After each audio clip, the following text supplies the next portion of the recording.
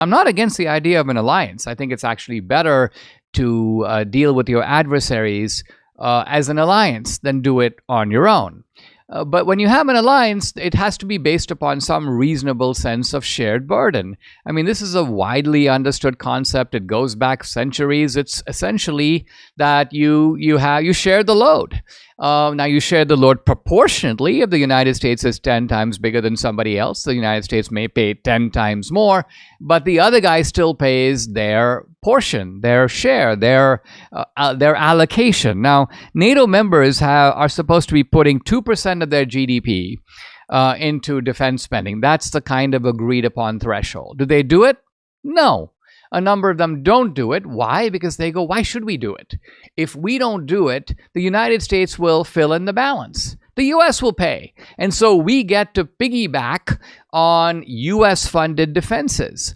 The U.S. doesn't want Europe to be vulnerable. They don't want the Europeans to be fighting each other. And so the United States is essentially paying the defense budgets of European countries.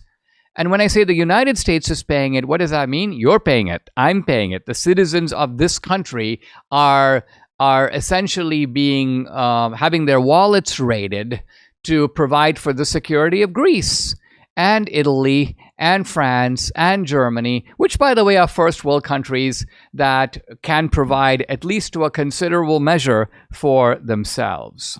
Now, in the Cold War, we did some of this, and it goes back to the Reagan years. And this was driven by the idea that the Soviet Union was a worldwide threat and that the main opponent on the other side was the United States. But the key point is that we're not in the Cold War anymore. And I think this is what there are a lot of people on the left today these are people who attacked Reagan in the Reagan era, but now they invoke Reagan. Republicans are abandoning the legacy of Reagan.